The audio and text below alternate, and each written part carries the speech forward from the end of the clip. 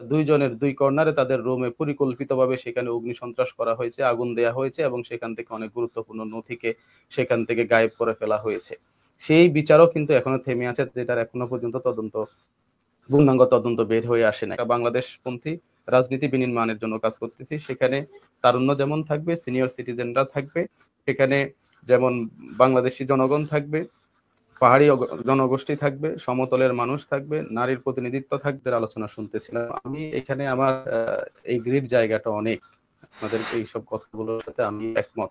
দেখুন, গত 6 মাসে এই অন্তর্বর্তী সরকারের কার্যকলাপ, তাদের ফাংশনের বিষয়ে একটা মূল্যায়নের সময় এসেছে। যথাযথ জায়গায় তাদের বিষয়গুলো মূল্যায়নের একটা অধিক্ষেত্র তৈরি হয়েছে।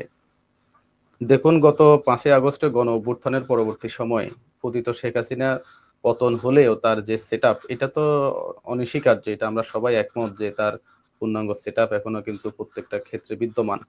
আমরা দেখেছি যে এখানে গণ অভ্যুত্থান পরবর্তী সময়ে তার যে পূর্বের সেট আপ, সেই সেট আপের উদ্যোগে ষড়যন্ত্রে নানাভাবে এই অভ্যুত্থানকে নস্যাৎ করার চেষ্টা হয়েছিল। আমরা দেখেছিলাম 5ই আগস্ট অভ্যুত্থানের পরবর্তী একদিন পরেই সুপ্রিম কোর্টে জুডিশিয়াল কু করার চেষ্টা করা হয়েছিল।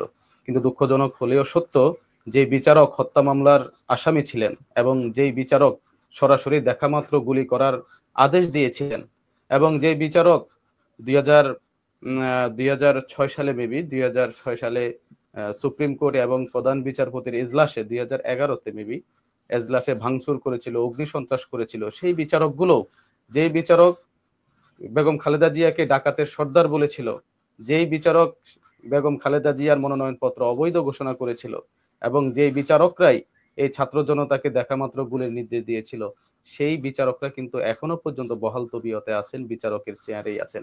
তাদের ব্যাপারে এখনো পর্যন্ত কোনো ধরনের পদক্ষেপ নেয়নি এই অন্তর্বর্তী সরকার। আমরা কিন্তু প্রতিনিয়ত রাজপথে আমাদের সভা, সেমিনারের বক্তব্য, বক্তৃতায়, বিবৃতিতে আমরা এগুলো বলে আসছি।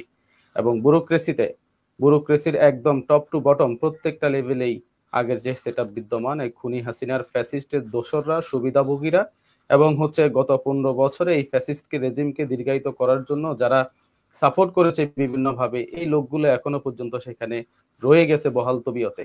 তাদের ব্যাপারে কিন্তু আমরা বারবারই বলে আসছি।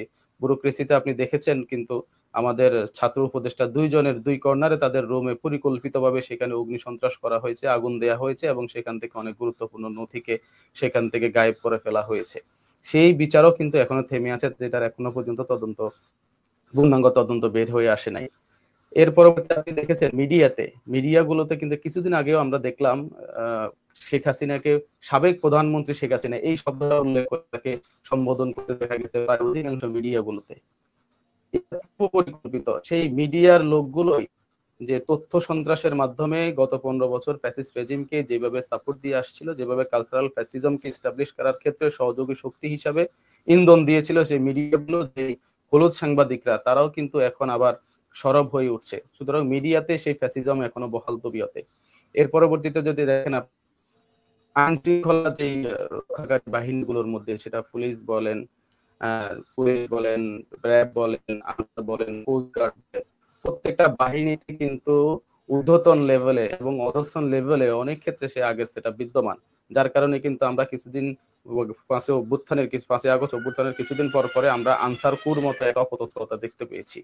এবং গত 15 বছরে আওয়ামী লীগ যে একটা নির্দিষ্ট বিজনেস কমিউনিটি গড়ে তোলার মাধ্যমে ওই সকল সুবিধাভোগী ফ্যাসিস্ট সেই ব্যবসায়ীদেরকে নিয়ে একটা কৃত্রিম সিন্ডিকেট করে দ্রব্যমূল্যের একটা কৃত্রিম সংকট তৈরি করে দ্রব্যমূল্যের বৃদ্ধি ঘটিয়ে একটা দেশকে অস্থিতিশীল করার যে একটা অপচেষ্টা চালানো হয়েছিল, সেটা আমরা কিন্তু দেখেছি। আমরা সেটার যৌক্তিক সমালোচনা করেছি, আমরা আমাদের সভা, সেমিনার, বক্তৃতায় সেটা বলার চেষ্টা করেছি। এই সরকার গত 15 বছরে দেশ থেকে পাচার হওয়া যেরকম 30 লক্ষ কোটি টাকা, খেলাফিরিন প্রায় 50,000 কোটি টাকা, যেখানে মাঠেই পড়ে আছে প্রায় 50,000 কোটি টাকা অনাদায় পড়ে আছে, পেট্রোল বাংলার কাছে সরকার পায় 20,000+ কোটি টাকা, এবং শেখ পরিবার সহ আমাদের শেয়ার বাজার কলঙ্কিত করেছে যে রহমান সহ এদের ব্যাংক অ্যাকাউন্ট জব্দ করে, এদের সেটা সরকার কারোর সাথে আলোচনা না করেই একতরফা ভাবেই তারা দ্রব্যমূল্য বাড়িয়েছিল এবং জ্বালানির উপরে ট্যাক্স বসিয়েছিল, ট্যাক্সের হার বৃদ্ধি করেছিল। আমরা কিন্তু সেটারও প্রতিবাদ জানিয়েছি, সেটার সমালোচনা করেছি। দেখুন, আমাদের এই আলোচনার সাম আপ হচ্ছে অন্তর্বর্তী সরকারের জায়গা থেকে যে সকল যথাযথ পদক্ষেপ তাদের নেওয়া দরকার ছিল শুরু থেকেই, এই সরকার সেটা নেয়নি। হ্যাঁ। সরকারের অন্যান্য যে গুরুত্বপূর্ণ কাঠামোগুলোতে যে দোষররা যেভাবে বিদ্যমান রয়েছে, তাদের যে একটা রাজনৈতিক শক্তি হয়ে আবির্ভূত হওয়ার যে আলাপটা, এটা কিন্তু 5ই আগস্ট গণ অভ্যুত্থানের পরবর্তী সময়ে আমরা বিভিন্ন কমিউনিটির সাথে, সিভিল সোসাইটির সাথে, পেশাজীবী সমাজের সাথে, শ্রমজীবী সাধারণ মানুষের সাথে আমরা মিশার চেষ্টা করেছি। তাদের মতামত নিয়ে সারা বাংলাদেশে আমাদের জনমত জরিপের কাজ চলছে, আমাদের একটা ক্যাম্পেইন চলছে। সেখানে আমরা তারুণ্যের রাজনৈতিক দল কেমন হওয়া উচিত, তাদের কর্মসূচি কেমন হওয়া উচিত, তাদের লক্ষ্য আদর্শ কেমন হওয়া উচিত, তারুণের নেতৃত্ব কেমন হওয়া উচিত, ইনক্লুসিভ বাংলাদেশ গড়ার ক্ষেত্রে তাদের ন্যারেটিভস কি হওয়া উচিত, এই বিষয়গুলোতে আমরা লিখিত, অফলাইন এবং অনলাইনে মানুষের মতামত দিচ্ছি এবং তাদের মতামতের রিফ্লেকশন অনুযায়ী আমাদের পার্টির যে আদর্শ, উদ্দেশ্য এবং নেতৃত্বের একটা কাঠামো তার হবে। তো আমরা যেটা করছি সেটা হচ্ছে একটা ডানপন্থী নয়, চরমপন্থা নয়, ডানপন্থা নয় কিংবা বামপন্থা নয়, আমরা মধ্যমপন্থায় একটা বাংলাদেশপন্থী রাজনীতি বিনির্মাণের জন্য কাজ করতেছি। সেখানে তারুণ্য যেমন থাকবে, সিনিয়র সিটিজেনরা থাকবে, সেখানে যেমন বাংলাদেশি জনগণ থাকবে, পাহাড়ি জনগোষ্ঠী থাকবে, সমতলের মানুষ থাকবে, নারীর প্রতিনিধিত্ব থাকবে, প্রত্যেকটা জাতি, ধর্ম, বর্ণ, গোত্র নির্বিশেষে যারা শুধুমাত্র ভারতীয় আধিপত্যবাদের বিরুদ্ধে এসে শুধু বাংলাদেশ পন্থা রাজনীতিতে বিশ্বাসী এবং সেন্ট্রিক রাজনীতিতে বিশ্বাসী, আমরা তাদেরকে নিয়ে একটি ইনক্লুসিভ রাজনীতি প্রতিষ্ঠার আলাপ দিচ্ছি। এবং আমাদের ইচ্ছা আছে আমরা এই ফেব্রুয়ারির মধ্যেই, হয়তো শেষার্ধে আমরা ফেব্রুয়ারির একটা রাজনৈতিক দল ঘোষণা করতে সমর্থ হব। অসংখ্য ধন্যবাদ।